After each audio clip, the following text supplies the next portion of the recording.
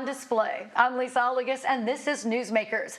They say beauty is in the eye of the beholder, and when it comes to art, there is something for everyone's taste at Spiva Center for the Arts, right now with 5 exhibits up and running, including the 78th annual Joy Spiva Cragen membership show. Joining us to tell us about all the exhibits are Spiva's Center for the Arts Executive Director Heather Lesmeister and Marketing Director Paige Mock. Ladies, thank you for being here. Welcome to Newsmakers. Thank you for having us. So I'd like to start, Heather, with a little history because 78 years is a long time for the membership show. Now, Spiva gets its name from George A. Spiva. So Heather, when did he establish sort of the first art center, and take us through that? Well, it really started out as the Midwest Artist Coalition. So there was just a group of artists that came together wanting to display their art. So they had to find a home, and they came together long before they found their first place to live, so to speak.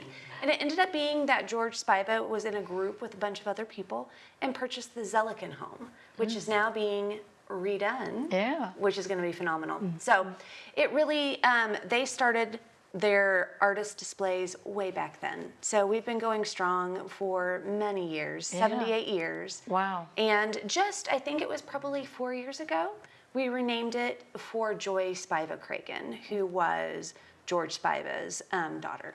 Excellent. So the membership show now running is marking its 78th anniversary. Paige, how many artists then are featured in that membership show? I think we've got over 150 this year, so that's what we're kind of around every year. It's amazing to see how many members come in and show their work, get the chance to exhibit in the galleries, and all the work looks so beautiful together. Yeah. So the number of exhibitors does not necessarily mean the same as membership. How many are part of this group in the membership? We have close to around 700 plus individual members. Now, they may be members of a household together, but we've got wonderful members that support Spiva in many different ways, and they get wonderful perks for being a part of the community. Well, and that shows that art is a really valued and treasured thing here in our area, which is wonderful.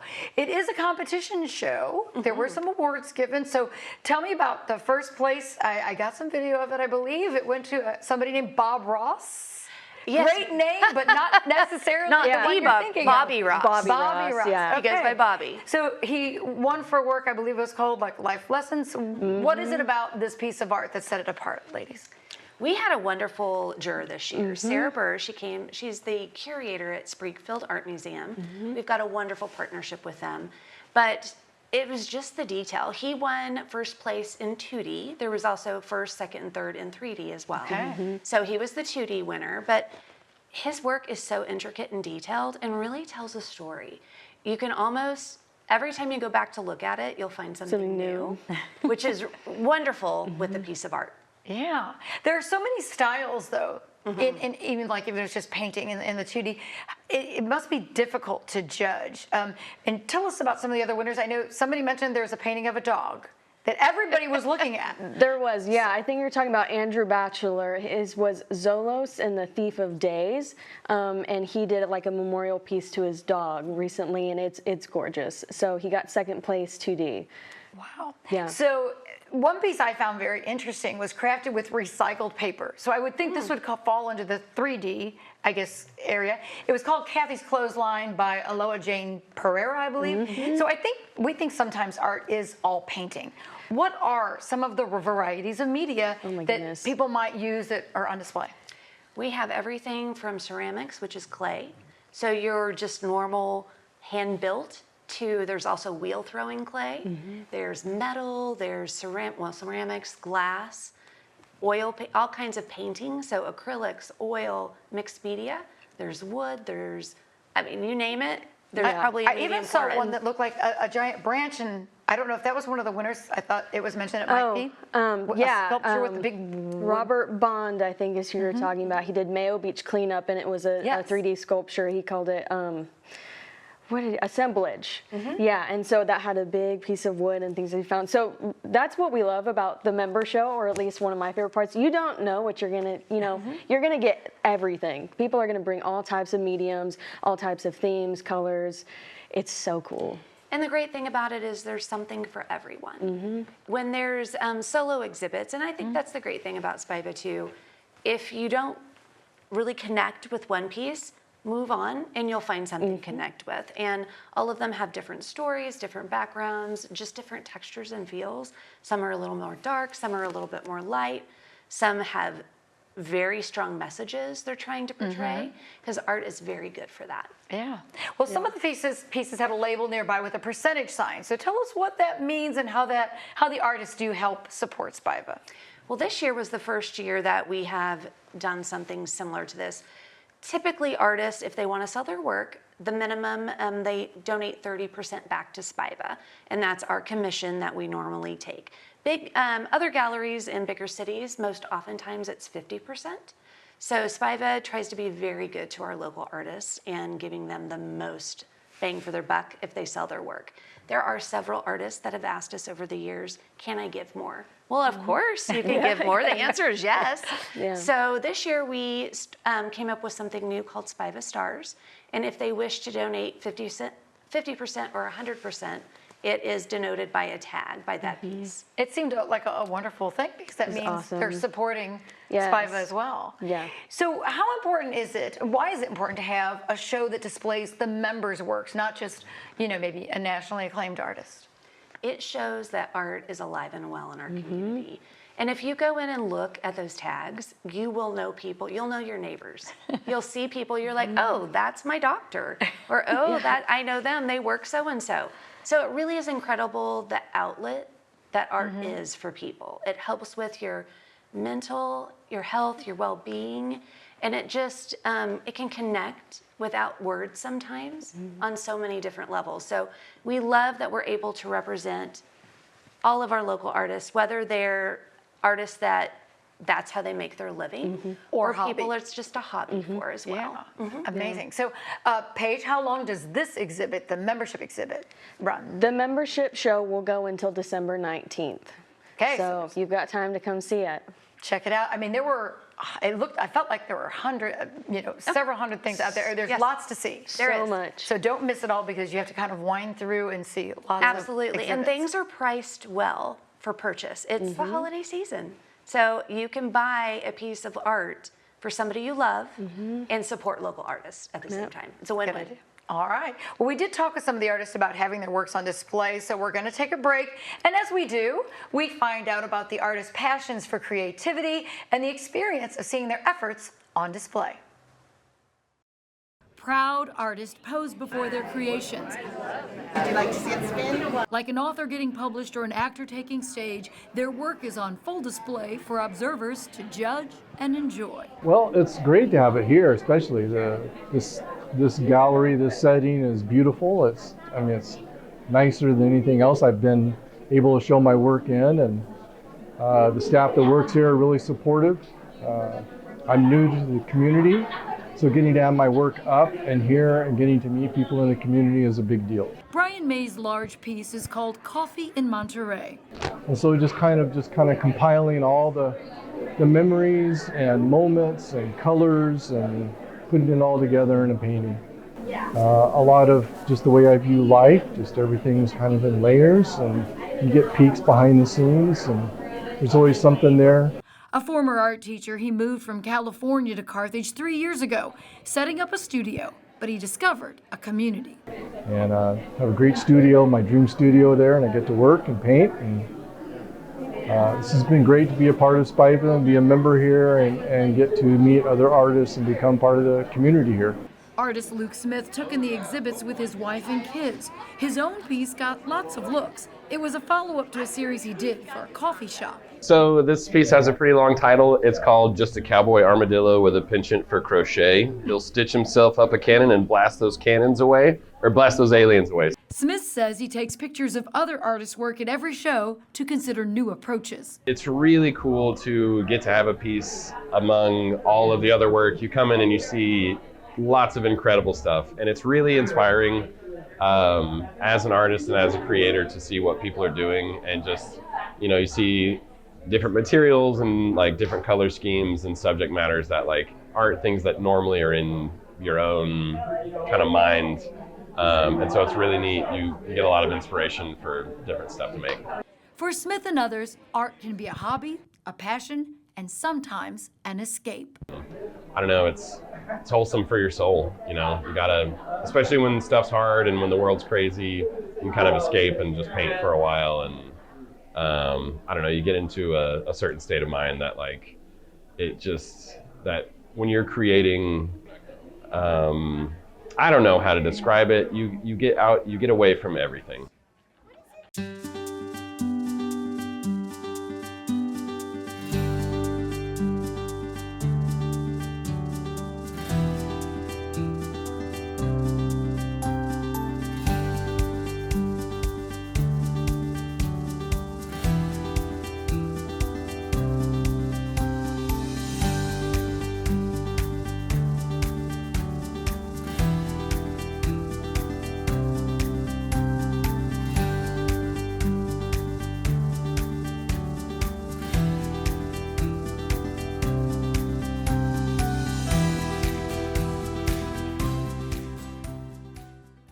Welcome back to Newsmakers, where we are exploring the many exhibits currently on display at the Spiva Center for the Arts, housed in the Cornell Complex in downtown Joplin. Now back with us again, our Executive Director, Heather Lesmeister, and Marketing Director, Paige Mock. Let's talk about JRAC. So there is a display and an exhibit. What is JRAC? Some were actually set up inside the Cornell Complex during the art walking and studio tour, showing off their pieces. So what does that stand for, and how many are in that group? JRAC is the Joplin Regional Artists Coalition. Okay. So it is a group that comes together for education and the betterment of arts. So it's more educational, and they help each other to be able to promote local artists. And so they do so many things. They're a sister organization to us, and we love to be able to offer our space for them to come together. They have their monthly membership meetings there. What was happening was there was so much happening during the opening. It's a busy day. Yeah, every year they have a studio tour and they have a home base. So this year, Spiva was the home base for them. So you can go out and tour all of the artists' studios, but some of them don't have big enough spaces in their home, an actual dedicated space. So they were set up in the lobby. Okay. Every year, opposite of our membership show, JRAC has their own show. So Excellent. it is smaller works. Yeah. And so most artists you will find probably both in the membership show and in the JRAC show. I see, they can do both. So Paige, the exhibit right now that JRAC has is called What Lies Beneath. So talk to us about that. What is the focus of this exhibit? It seems like some of them make a statement. Yeah, a lot of them, it's they wanted to invite the artists to bring in work that had like hidden themes, you know, something that made you look at the art and reflect on what it means, take a moment with it, dive deeper into it and figure out what the artist is trying to tell you or what they might be feeling themselves. So again, there's lots of different mediums in that show, kind of like the membership show. You don't really know what you're going to get till you come and see it, but that was just, I think, a cool way for them to really be able to express what they want to, not being limited by the medium. So yeah, just come in and look at everything and really see what you connect with and what themes that you can find. You bet. The pieces do seem to tell a very specific story. How many pieces or artists are represented in this showing, in this exhibit? I think that one we have between 40 and 50 pieces. So It's a smaller space. It's a smaller space, but And the pieces are smaller. strong work. Yeah. Yeah. And so where is that within the gallery? I mean, which room and which space has the JRAC exhibit? When you come directly up the stairs or off the elevator, it's just to your left. It is our Joe Mueller Reserve Gallery, named for longtime director Joe Mueller. Yeah. And that is a space that people actually can rent. It's a good space. It's a smaller space if artists don't have a larger body of work quite yet, an up-and-coming artist to be able to show their work. But it's a really nice space for JRAC to use every year in conjunction with the membership show. Excellent. Yeah. So how long is that exhibit available to see? That one is also up until December 19th. Okay. Now there's another exhibit front and center. It is Impressions and Exposures, the Hand Magazine exhibit. So Tell us about Hand Magazine. Yeah, well, the Hand Magazine, they have submissions every couple months from artists nationwide, and people submit and they put them into a magazine. But this is the first time that they've really had like a physical space to exhibit the work in person. So it's been a really cool collaboration for them for the first time to have, you know, physical work and getting the artists to ship everything. And it's been a really cool partnership and opportunity to have them in this space. So. I bet for an artist, I mean, having your work in a magazine means more people get to see it. Yeah. But it is also nice for people to see it in person, for sure. The gentleman, Adam, that's over the magazine, they're out of Kansas City. Okay. And the Hand means to him, it's predominantly a printmaking magazine and photography, just different forms of photography. So the exhibit is very eclectic. There's even mediums in there that we're like, what is that? We're like, we don't know what that is. So it's so cool. Been wonderful. And he spoke, there was also awards for it. He spoke at the exhibit and just talked about how there's something different about seeing a piece in print and actually physically coming in and seeing it in person. You can see the work and love that's gone into somebody making it with their hands. And that's what the name of the magazine is all about, like how people use their hands to express themselves. Well, and so you had mentioned in your press release, how does it prompt people to think about how art is made in the focus of this exhibit? Yeah, I mean, just the way, like Heather kind of said, the detail and the time that it takes. It's a moment to reflect on really putting your energy into something, and all of the photography that's really unique to kind of seeing what some of these artists have done in the way that they blend mediums too. It seems like that's a big focus for the submissions for this magazine, is just really unique work, really creative, cool use of color, and just, physically making it and appreciating the talent that it takes to. And this exhibit has a pretty vast expanse, right? It represents lots of artists. Can you tell us about that? How many, and like multiple states, is that correct? We did, I believe there's over 50 artists, and I think it was 23 states across the country. So yeah, work flooding in from everywhere. So how long do we have to see the exhibit from Hand Magazine? We're actually leaving it up through the end of the year, so it'll be up through December 31st. We do have a few closures here and there for holiday hours, but we wanted to make sure that we had an exhibit up through the end of the year, and we'll also try to have some activities when some of the other exhibits close. So there's still a space for people to bring their families in. Now, our hours are listed online, but it also says by appointment.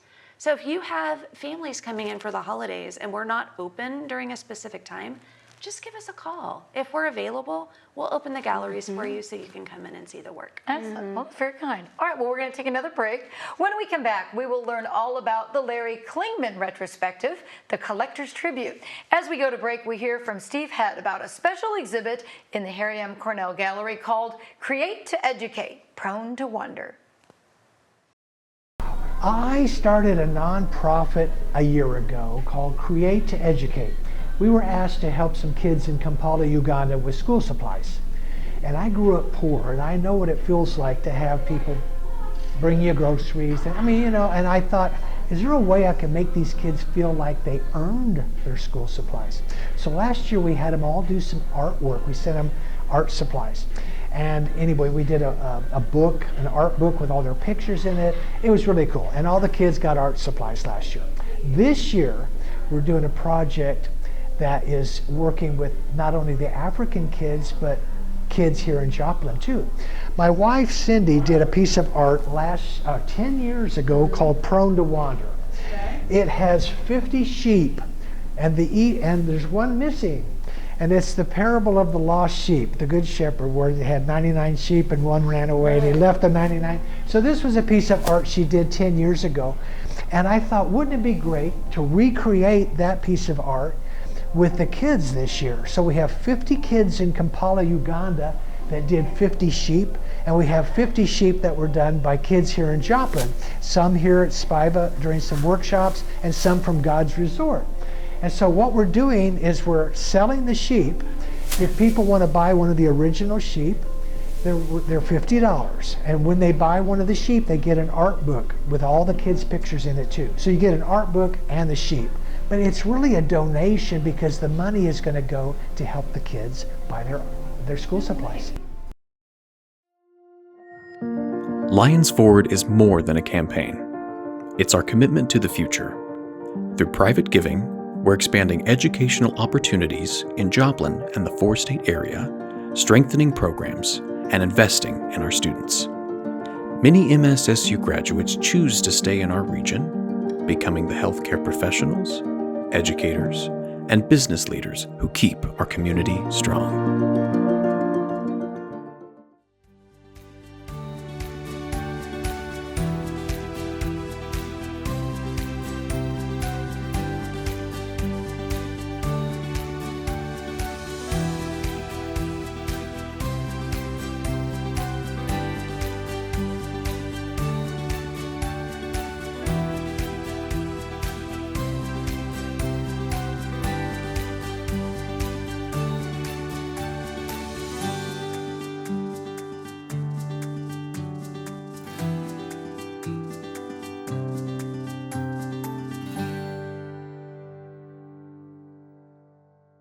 Welcome back to Newsmakers. There are 5 exhibits to see at the Spiva Center for the Arts, so you will want to check them out, including the Larry Klingman Retrospective, the Collector's Tribute. Joining our conversation is artist John Mills, a friend of Klingman's, and returning with us are Heather Lesmeister and Paige Mock. Thanks for being here, everybody. Yeah. So before we dive into the Klingman exhibit, during our break we heard about the Prone to Wander exhibit. Heather, tell us about getting kids involved in art at Spiva. I know there's also other works, even in the membership show, by kids. Absolutely. It is one of our biggest missions. You've got to start love sparks at a young age, or art sparks their love at a young age. So being able to engage young artists is very important to us. We have lots of classes, camps in the summers, activities, but being a member isn't just for adults. Kids can also enter their work in the membership show, and each of them got their own special awards that were chosen, kind of fun little names that related to the artwork they did. And we hope that encourages them to continue on and make more art. And then also we partnered with Steve Head, his Create to Educate program that he does. He sent 50 canvases over to Uganda, 50 to us, and we had classes and let kids come in for free and make that art, and it will go back to support our educational efforts and also go over to Uganda. Yeah, excellent. So welcome, John. Thank you. You're from Neosho, and Larry Klingman was a Neosho native. Tell us about your relationship with the artist. When and how did you come to appreciate his work? Well, Larry and I went to high school together. Wow. Larry was born in Springfield, and but moved there. I think it was 63, and so we went through, not 63, yeah, 63, and so we went through high school together. Yearbook staff, known Larry now for 60 years, I guess. Wow. So as a dear friend. He's having some health struggles and couldn't be here to host the show. So Spiva and Neosho Arts Council have both been very supportive. We have 24 of his original paintings on display at Spiva for the retrospective. There's also 20 at the Big Spring Gallery in the Neosho Chamber office that's sponsored by the Neosho Arts Council. So both organizations have been very supportive of Larry, and would invite people to see it. It's a remarkable collection because there are some of that we've collected are his older pieces, and you can certainly see how he's progressed during his career. Style-wise, yeah. So Paige, tell us what we see in Klingman's work. You described it in your release as a marriage of opposites. Why advertise it like that? What does that mean? Well, the way his work shows on his canvases, I mean, it is just a push and pull between, you can see the light and dark and the colors that he uses. He's got some like washes behind his work where you've got unexpected colors coming out, and so it's just a push and pull, beautiful tones. You can just tell where his detail shines, and where he has just amassed an immense amount of experience in his work, and it's beautiful. Heather and John, why is it important that we bring Klingman's work to the public now, Heather? Well, he is just been an artist that is really important to our community, and it's at Spiva we love to give to celebrate those artists that started off on our area and have really done well for themselves to show that we have talent that rivals any city. I would put our talent here against anybody, even John himself too. Yeah. I mean, it's phenomenal, and it is a complete and total honor to be able to showcase those works at Spiva. So, John, tell us, what can artists learn from taking in Larry Klingman's works? How would you describe it? I mean, is it oil on canvas? Is it? There's so many things. His use of chiaroscuro, which you mentioned, the light and dark, his brushwork is so fresh and invigorating. It leaves many of the things that challenges me every time is to try to not be a photograph, but to leave enough space for the viewer to imagine or be there. And so he's pretty remarkable at interpreting what he sees and presenting it to the viewer. And so a lot of the scenes are from the Neosho area, and of course quite a few from his other venues that he's been to. I do have to speak to the collectors, because we had a remarkable turnout of collectors that offered to loan us their work. We thought we'd have about 20. We ended up with 44 pieces, and Heather and Sean picked out 24 for Joplin, and the other 20 are in Neosho. So, would you describe him as someone who has national notoriety, international notoriety? What is the circle of people? Well, he's been a member of the Oil Painters of America. He's studied a lot, been influenced a lot by Richard Schmidt. Many people may be familiar with his work. He's a master. David LaFell. There's so many that he's studied and have been influenced on Larry's work. Larry was a commercial art, got a fine arts degree at Missouri State. Went on to a commercial art career in Tulsa. Was a designer. In fact, ended up with his own studio, and then you can see that background in his work. It just makes it so believable, and it draws you in. His techniques are just really quite phenomenal. It's beautiful art, and we're laying some of that as the video over it. You'll see it. So how long do they have to see this exhibit, Paige? Larry Klingman's retrospective will be up until December 20th. Okay, so if people want to check all the schedules, where should they look at your website, Heather? They can just go to spivaarts.org/exhibits, and it'll take you right to the page. Well, John Mills, Heather, Paige, thank you for being here and sharing all this information. Thank you. That wraps up this edition of Newsmakers. Don't miss your chance to see works by all kinds of local and regional and, of course, national artists at the Spiva Center for the Arts. Thanks to our guests, and thank you for watching Newsmakers.